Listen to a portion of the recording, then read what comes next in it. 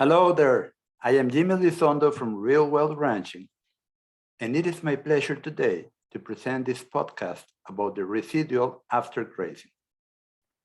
Nature is always striving for higher complexity and higher productivity, so please keep this in mind today as we go through this podcast.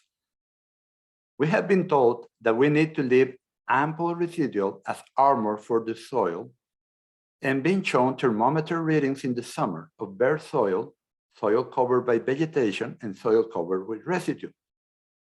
I myself used to believe that leaving much residual was good for the soil. I believed that was the way to create more humus. Now I know different. And it is logical that harvesting more of the total available forage to create more forage to seem counterintuitive and feels like a bad thing for our soil. But when we consider the impact that selective grazing and leaving much residual has on the rest of the property and on the individual plant and soil microorganisms that leads to the same ratio in the regrowth, then it all starts to fall into place. We should consider the impact on the whole year forest production and the future productivity of each decision we make, and this is no different.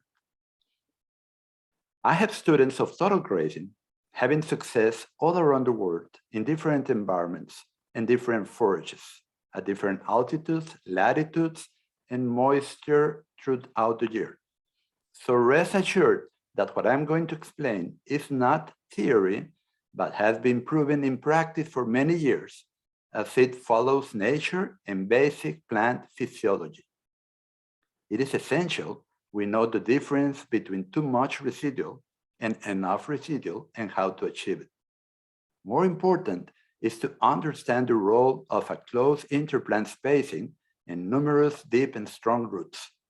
Plus, we need to understand how the excess shade from too much residual kills growing points and seedlings, and this leads to larger interplant spacings and a weaker solar panel, lower stocking rates, less soil humus creation, and lower future productivity than potential. In this podcast, you will learn what creates closer spacings between desirable forest species, leafier pastures, more stockpile in area, deeper and stronger roots with higher energy reserves, and higher humus and more resilient soils with structure. So number one, what happens when we constantly do selective grazing to improve our animals' performance? While in theory, this is a good strategy as your livestock gets to select the best species and parts of species to get better nutrition, it does not consider the shading of the growing points and the new seedlings that this causes. So make your own observations. Look at the growing points, which are close to the ground, and observe your interplant spacings. I have observed this larger interplant spacing by death of growing points from too much shade when too much residual is left behind in all the places that practice selective grazing that I have visited. And this also happens under continuous grazing, where we observe both overgrazed and overrested plants in the same paddock. Both are bad for individual plants, as overgrazing is defined as regrazing a plant before it has fully recovered and has nothing to do with how much of the plant was harvested. 2. What is more important? Lots of residual or strong roots with shorter interplant spacings? A closer interplant spacing with more growing points per square yard will produce a better solar panel and better leaf-to-stem ratio, leafier pastures, which results in better soil holding capacity by the numerous and strong roots. Have you observed how litter is carried away by rain or wind? This happens more in areas where the interplant spacings are larger.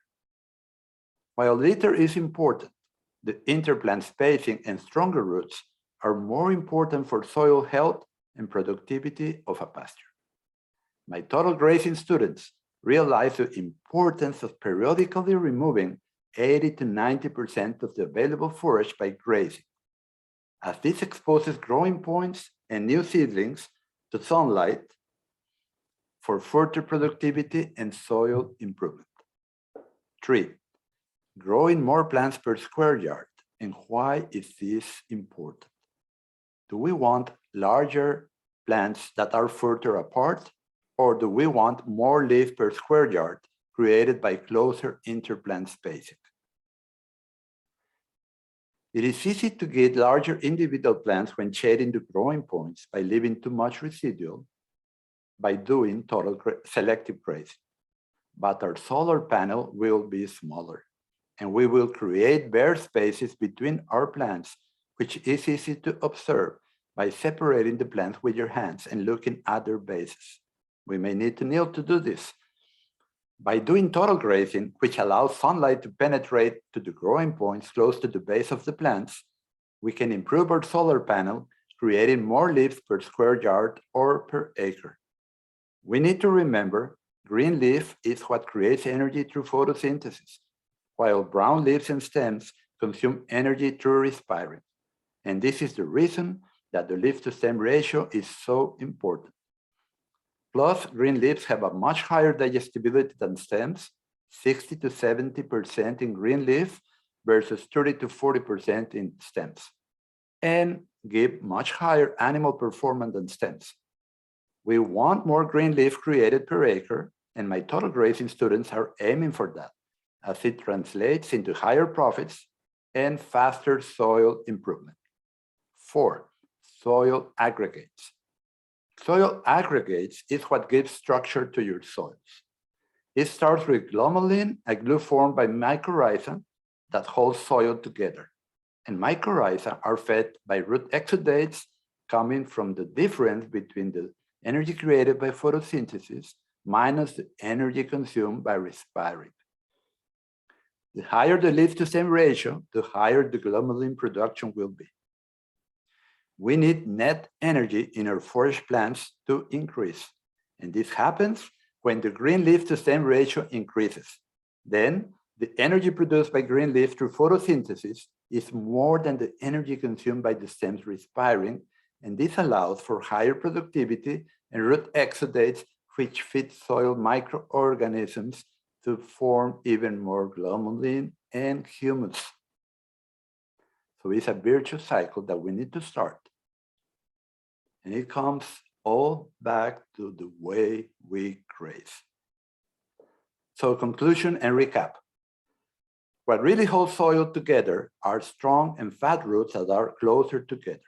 Wind erosion and water erosion will carry away the litter, but numerous close and strong roots, given by a closer interplant spacing with a high leaf-to-stem ratio, will hold the soil together and create structure.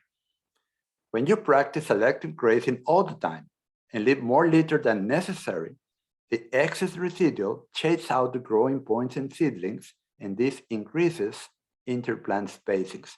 Plants will be further apart from each other with more bare soil in between. This produces lower energy plants as more stems are left behind and they keep on respiring and consuming energy, reducing the energy reserves in crown and roots. Now you know how to avoid that. If you are a total grazing student, you know that when we achieve a total graze with 80 to 90% of harvest efficiency, we remove excess residue, allow sunlight to reach the growing points and seedlings, create a higher leaf-to-stem ratio in the regrowth, which allows you to stockpile a larger area for the dry or winter season. And this increases your stocking rate, creates more glomalin and humus, and recruits more seedlings of your best forage species to close those interplant spacings. So that's it for today. Goodbye. Make sure you subscribe to the podcast in Spotify, iTunes, or YouTube. You can also join us on the weekly email at www.rwranching.com/join. Have a great week.